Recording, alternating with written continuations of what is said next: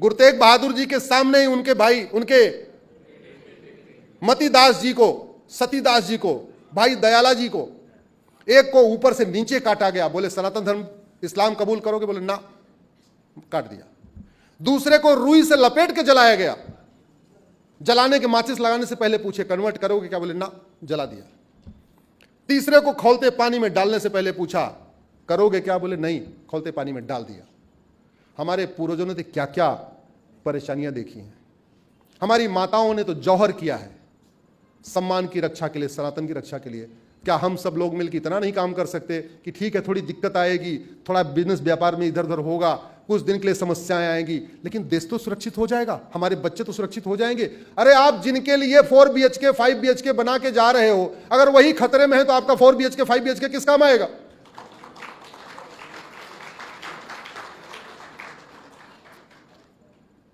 Nineteen 47 में जब मैं इंजीनियरिंग छोड़ा, मैं वकालत करने आया, तो मुझे सबसे पहले भगवान की शायद कृपा थी, मैंने राम जेठमलानी जी का चैम्बर ज्वाइन किया। क्रिमिनल के बहुत बड़े वकील, नाम सुना होगा शायद आप लोगों ने। उनसे एक दिन मैंने पूछा, हमने कहा सर कब पता चला कि आपको भागना पड़ेगा? राम जेठमलानी जी अपने समय के उस भारत मतलब भारत पाकिस्तान बांग्लादेश के सबसे कम उम्र में पास करने वाले 10 साल 10वीं पास करने वाले थे। भारत में लोगों को पता ही नहीं है कि राम जेठमलानी जी ने 14 साल की उम्र में 10वीं पास किया था और टॉप किया था। और पूरी दुनिया में सबसे कम उम्र के वकील वही हैं। 17 साल में लॉ कंप्लीट करने वाले हमारे गुरु स्वर्गीय राम जेठमलानी जी हैं। उस समय वकालत करने के लिए मिनिमम उम्र 18 साल थी, तो लॉ कर लिए, बोले 1 साल बैठूंगा नहीं। उन्होंने केस डाल दिया, बोले लॉ किया है, हमको प्रैक्टिस करने की छूट दिया जाए। तो पूरी दुनिया में सबसे पहली बार कोर्ट के जरिए वकालत शुरू करने वाले राम जेठमलानी हैं। मैंने उनसे पूछा, हमने कहा सर कब पता चला कि जाना पड़ेगा?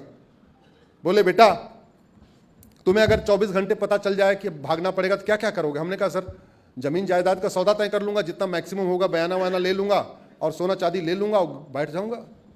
बोले बेटा मैं तो 10 रुपए लेके भागा था। तो तुम खुद समझ सकते हो कि हमें कितनी देर पहले पता चला।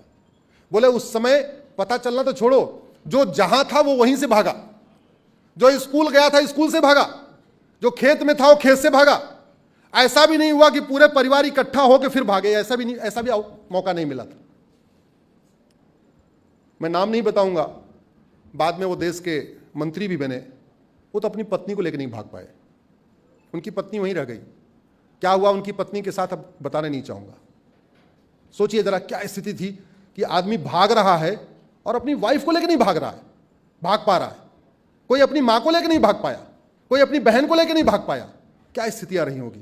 क्या आप चाहते हो कि फिर से यही हो? जरा जोर से बोलिए जरा। तो थोड़ा बलिदान तो करना पड़ेगा। देश को सुरक्षित बनाने के लिए हम कहते हैं 1 करोड़ 2 करोड़ का नुकसान हो जाएगा, साल में 1 करोड़ का काम करते हैं 90 लाख का काम कर लेंगे, 80 लाख का काम कर लेंगे। अरे 1 साल नो प्रॉफिट नो लॉस पे काम कर लेंगे। कर सकते हैं नहीं कर सकते? जोर से बोलिए जरा। जब तक आप लोग आवाज नहीं उठाएंगे, सरकार की हिम्मत नहीं पड़ेगी। बहुत बड़ा काम मैं बता रहा हूं आपको। ये बड़ा काम तभी होगा जो दिक्कत जिनको आने वाली, जब वो कहेंगे साहब एक काम करो बाकी छोड़ो, हम तैयार हैं, ऑपरेशन करो। जब तक पेशेंट नहीं बोलेगा हम कड़वी दवा खाने के लिए तैयार हैं, हम इंजेक्शन लेने के लिए तैयार हैं, हम ऑपरेशन के लिए तैयार हैं, तब तक डॉक्टर करता है क्या? जोर से बोलिए जरा। डॉक्टर ऑपरेशन करने से पहले कंसेंट लेता है कि नहीं? मरीज कहता है कि हाँ ऑपरेशन करो कि नहीं? तो आपको कहना पड़ेगा। और इसलिए मैं कह रहा हूं इस समय डॉक्टर दिल्ली का बहुत बढ़िया है।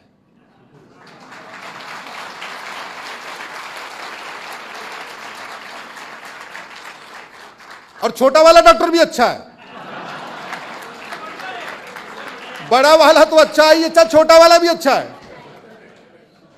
तो भैया यही अवसर है, ऑपरेशन करवा लो, सर्जरी करवा लो, सुन्न करना पड़े सुन्न करने के लिए बोलो, जो करना है जो करने के लिए बोलो, लेकिन आवाज उठाओ। हमको सुरक्षित भारत चाहिए, हमको अपने बच्चों के लिए सुरक्षित भविष्य चाहिए, हमें आने वाली पीढ़ियों के लिए सुरक्षित देश बनाना है। इसलिए डॉक्टर तुम्हें जो ऑपरेशन करना है उसको पूरा एनओसी दे दो डॉक्टर को। डॉक्टर को दिल्ली तक पता चलना चाहिए कि बॉम्बे वाले बैठ के कह रहे हैं जी ऑपरेशन करो, हम तैयार हैं।